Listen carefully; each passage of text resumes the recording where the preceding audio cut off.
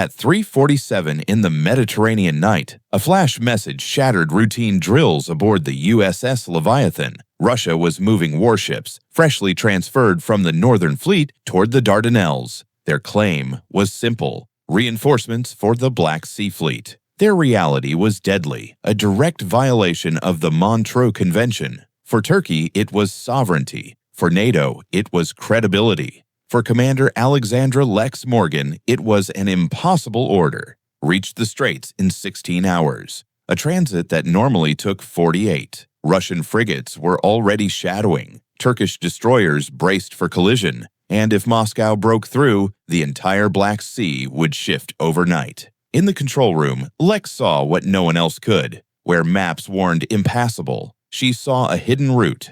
Arctic ice ridges had trained her to read the sea like frozen terrain. Now she would attempt what no nuclear submarine had ever dared: thread the Aegean's shallow maze in half the time with the world watching. This was no exercise. This was survival, of treaties, of alliances, of peace itself. What happened next would prove that innovation and nerve could decide not just a battle, but the balance of an entire sea. That night, nobody knew that Commander Lex Morgan's single decision would change not just lives, but the fate of international waters forever. The encrypted message crackled through USS Leviathan's communication system at 03:47 hours. Commander Alexandra Lex Morgan stood in the submarine's control room, her emerald eyes reflecting the blue glow of the tactical displays. The Arctic Submarine Training Coordinator had been conducting routine Arctic protocol demonstrations in the eastern Mediterranean when everything changed. "Commander, priority flash message from Pentagon," announced Petty Officer Second Class Anthony Ward, his voice tight with urgency.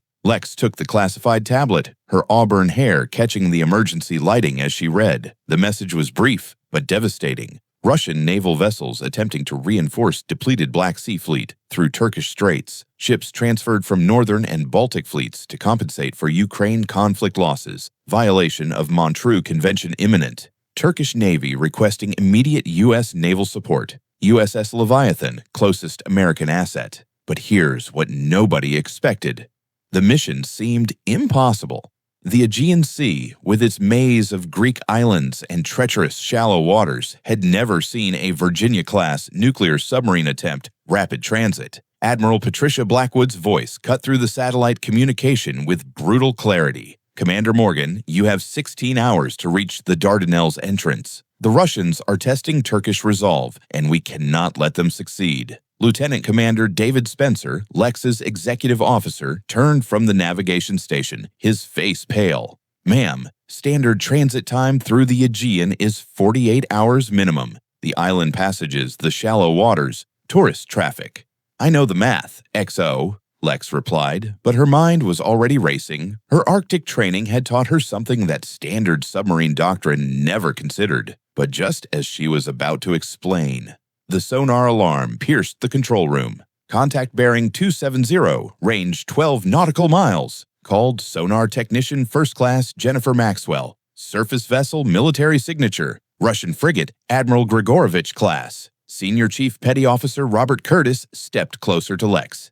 "Commander, they're already positioned to monitor our movements. If we surface to make speed, they'll track our position and report to their fleet." Lex finished. The situation was deteriorating faster than anyone had anticipated, but what happened next would shock everyone. Lex moved to the navigation table, spreading the detailed charts of the Aegean Sea. The complex underwater topography, shipping lanes, and diplomatic restrictions created a maritime obstacle course that had challenged submarine commanders for decades. "Chief Curtis, tell me about ice navigation," she said suddenly. The chief looked confused.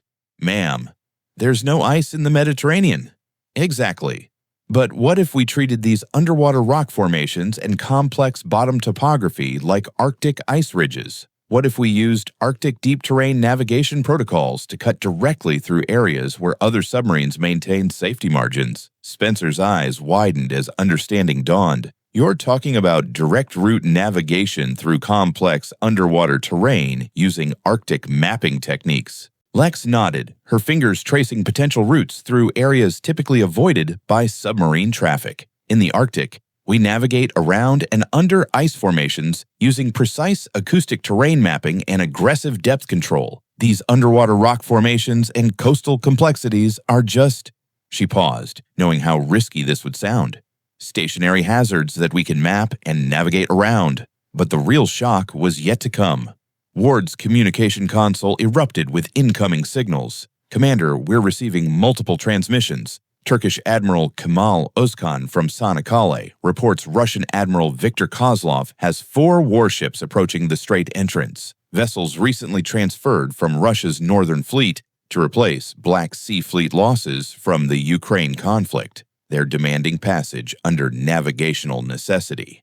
The geopolitical implications hit everyone simultaneously. Russia was attempting to circumvent Montreux Convention restrictions by claiming these Northern Fleet vessels as Black Sea Fleet reinforcements. "Ma'am," Maxwell called from sonar, "I'm detecting multiple surface contacts. Turkish Navy vessels moving to intercept positions, but they can't stop 4 Russian warships without risking an international incident," Lex completed grimly. The weight of the moment settled on her shoulders. The Arctic submarine training coordinator role she'd accepted after declining promotion had prepared her for impossible scenarios, but this transcended everything she'd trained for. Then Spencer delivered the devastating news. "Commander, latest intelligence update. The Russian fleet includes 2 Slava-class cruisers and 2 frigates, all originally from Russia's Northern Fleet, but recently redesignated as Black Sea Fleet vessels to justify passage rights. They're not just testing passage rights. They're attempting to rebuild Black Sea naval capacity, diminished by Ukraine conflict losses." Lex stared at the tactical display, processing the implications. Ukraine's ongoing conflict had made every Russian naval movement a potential escalation trigger, but something else troubled her.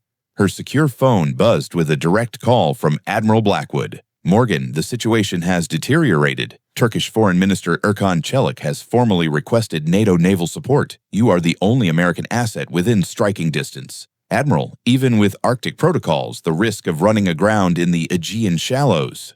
"Commander," Blackwood's voice turned steel-hard. "Failure is not an option. Russian Admiral Kozlov is a hardliner who commanded Black Sea operations during the Syrian conflict. If he succeeds in this provocation—" The line went dead, leaving Lex with the most critical decision of her career. But wait until you see what happens next. Curtis approached with the submarine's engineering report. "Commander, at maximum submerged speed through those areas, we'd be operating with minimal safety margins against underwater rock formations. Any miscalculation would result in a 400-foot nuclear submarine grounded on Aegean seafloor," Spencer finished darkly. Lex closed her eyes, visualizing the Arctic training scenarios that had earned her the Pentagon's attention. The principles were identical. Navigate through confined spaces using acoustic mapping and precise depth control. But here's what nobody realized. Her Arctic expertise had included classified underwater terrain following protocols that had never been attempted in the Mediterranean. "Maxwell," she called to the sonar operator, "I need you to reconfigure our acoustic array for shallow water terrain mapping. We're going to map these islands like Arctic ice formations." "Ma'am, the sonar's not designed for—" "Make it work, Petty Officer." "Chief Curtis, I want our depth control systems calibrated for 10-foot margins. We're going underwater where no nuclear submarine has gone before." The control room fell silent as the implications sank in. But just as they began preparations, another alarm sounded. "Commander, priority message from Captain Boris Petrov, commanding the Russian lead destroyer," Ward announced, his voice strained. "He's demanding to know our intentions in the eastern Mediterranean." The Russians had detected their presence. The cat-and-mouse game had begun, but Lex was about to rewrite the rules entirely. "Send standard response. USS Leviathan conducting routine Mediterranean operations," she ordered. Then, turning to her crew, "All stations prepare for emergency deep dive. We're going to disappear." Spencer stared at her. "Ma'am, at our current position, complex bottom topography makes standard routing mandatory. If we encounter any of those underwater rock formations or unmarked hazards, then we better map them first," Lex replied with the calm confidence that had earned her the Arctic Submarine Training Coordinator position. "XO, plot a direct course through the central Aegean basin. We're taking the deep water route that others avoid due to bottom complexity. But the biggest surprise was still coming. As USS Leviathan descended into the Mediterranean depths, Lex initiated the most audacious submarine navigation attempt in naval history. Using Arctic ice-dodging protocols, she began threading the massive nuclear submarine through passages that maritime charts warned against. The sonar painted a three-dimensional picture of underwater topography that resembled the Arctic ice formations she'd mastered. Rocky outcroppings became ice shelves. Underwater valleys became leads through pack ice. And every lesson learned in the frigid Arctic waters now served a geopolitical crisis in the warm Mediterranean. Depth 180 feet, course 265, Spencer called out as they entered the first narrow passage between Icaria and Samos. Sonar contact, rocky outcropping portside, 50 yards, Maxwell reported, her voice steady despite the incredible tension. Lex stood at the periscope station, mentally calculating angles and clearances with the precision that had made her Arctic expertise legendary. Right rudder, 5 degrees. Maintain depth. The submarine responded like a dancer threading through a crowded ballroom, every movement calculated to the inch. Hours passed in tense silence as they navigated passages that standard doctrine deemed impossible for vessels their size. But what happened when they reached the Dardanelles approach would shock the entire Russian fleet. At 1843 hours, exactly 15 hours and 46 minutes after receiving the emergency orders, USS Leviathan reached the approaches to the Turkish Straits. The Russian fleet, confident in their naval superiority and political positioning, had positioned themselves in intimidating formation near the Dardanelles entrance. Admiral Viktor Kozlov stood on the bridge of his flagship destroyer, watching Turkish vessels maintain defensive positions. His weathered face showed the confidence of a man who had never been outmaneuvered. "Admiral," his communications officer reported, "Turkish Admiral Özkan continues to delay our passage approval, citing technical navigation concerns." Kozlov smiled coldly. "Let him delay. We have 4 warships, and the Americans have nothing in this region capable of challenging our position." But that's when everything changed. USS Leviathan's ballast tanks vented with explosive force as the massive submarine emergency surfaced directly between the Russian formation and the Turkish Straits entrance. The Virginia-class nuclear submarine broke the surface like a breaching whale, seawater cascading from its black hull. On the Russian flagship's bridge, Kozlov's jaw dropped as he stared at the American submarine that had materialized from nowhere. "How?" he whispered, then shouted, "How did they get here so fast?" Our intelligence showed no American naval assets within 2 days' sailing. Captain Boris Petrov, commanding the second destroyer, radioed frantically. "Admiral, recommend immediate course change. American nuclear submarine in attack position." But Kozlov was a strategic thinker who recognized the implications immediately. If American submarines could position themselves anywhere in the Mediterranean with this speed and stealth, Russian naval operations faced an entirely new paradigm. Meanwhile, on USS Leviathan's bridge, Lex stood watching the Russian fleet through her periscope. The psychological impact was immediate and devastating. And here's what nobody expected to happen next. Turkish Admiral Kemal Özkan's voice crackled through the radio on all international maritime frequencies. "Russian Fleet Commander Kozlov, this is Turkish Naval Command. American naval assets have arrived to support our territorial waters defense. Recommend you reconsider your passage request." The diplomatic language was courteous, but the message was clear. The balance of power had shifted decisively. Kozlov stared at the American submarine, his mind racing through scenarios. A confrontation with a Virginia-class nuclear submarine in these confined waters would be tactical suicide. More importantly, the geopolitical ramifications of attacking an American vessel would escalate far beyond his authority. But the most shocking moment was yet to come.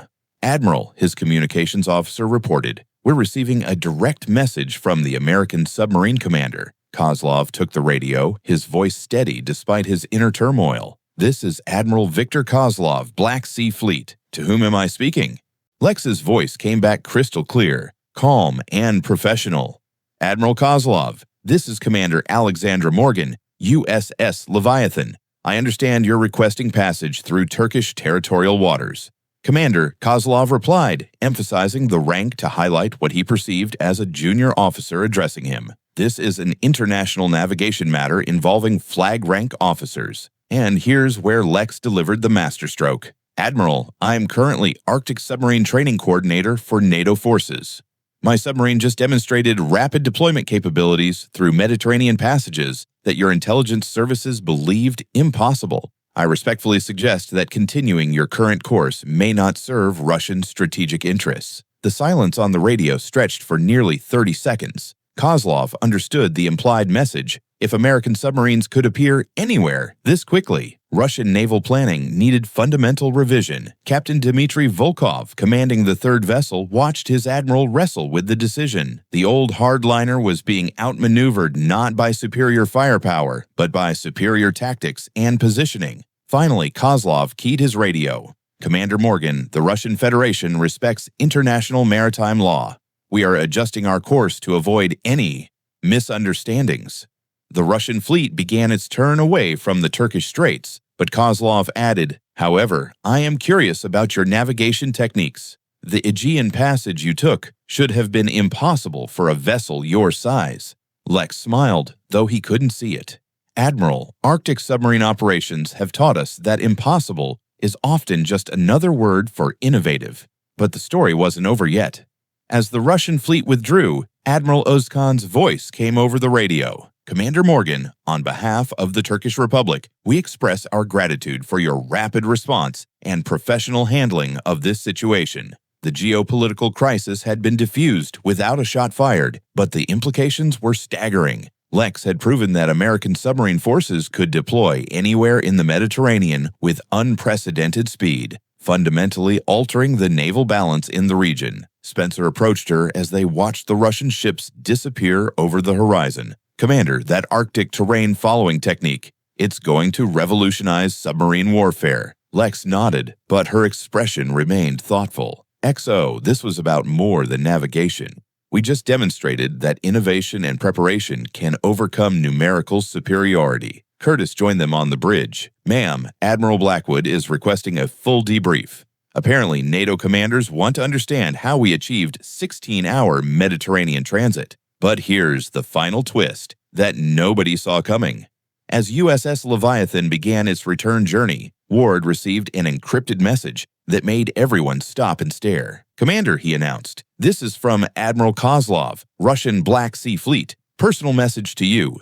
Lex took the message tablet and read aloud. "Commander Morgan, your tactical innovation today prevented an unnecessary escalation. Professional naval officers recognize professional excellence regardless of nationality. Perhaps our services can engage in future technical exchanges. Respectfully, Admiral V. Kozlov." The control room fell silent. In the span of 18 hours, they had not only prevented an international incident, but earned the respect of their adversary. Spencer shook his head in amazement. "Ma'am, you just turned a potential NATO crisis into an opportunity for naval diplomacy." Lex looked out at the calm Mediterranean waters, thinking about the Arctic training that had made this mission possible. "Chief Curtis, when we get back to base, I want a full technical analysis of our navigation data. This terrain-following technique needs to be incorporated into fleet-wide training." "Already on it, Commander," Curtis replied with pride. As USS Leviathan submerged for the return journey, Lex reflected on the day's events. The Arctic submarine training coordinator position she'd chosen over promotion had proven its worth in ways nobody could have predicted. But Maxwell's voice from sonar brought everyone back to the present. "Commander, multiple contacts approaching from the west. Turkish Navy vessels flying ceremonial flags." Admiral Ozkan's voice came over the radio one final time. "Commander Morgan, the Turkish Navy requests the honor of escorting USS Leviathan through our territorial waters. Your actions today will be remembered in our naval history." And that's when Lex Morgan realized that her decision to prioritize mission over promotion had led to something far greater than personal advancement. It had created a new paradigm for international naval cooperation and crisis resolution. The impossible mission had become possible through Arctic innovation. But more importantly, it had demonstrated that professional excellence and strategic thinking could triumph over political posturing and military intimidation. As USS Leviathan began its escort passage through Turkish waters, surrounded by vessels flying flags of respect and gratitude, Lex knew that this day would be studied in naval academies for generations to come. But the most incredible revelation was still to come. 3 hours into the ceremonial escort, Ward received another encrypted message that would change everything they thought they knew about the mission. "Commander, this is from Pentagon Intelligence. Admiral Blackwood wants to speak with you immediately on secure channels." Lex moved to the communication station, accepting the encrypted satellite connection. Admiral Blackwood's voice carried a tone she'd never heard before, a mixture of amazement and concern. "Commander Morgan, our intelligence intercepts have revealed something extraordinary about today's operation. We now know why Admiral Kozlov was so quick to withdraw."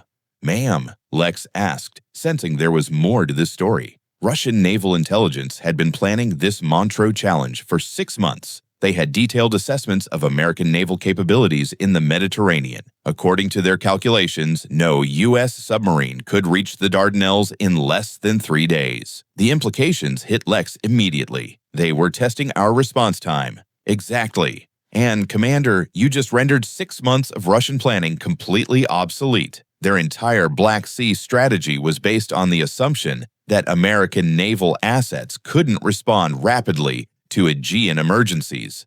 But here's what shocked everyone the most.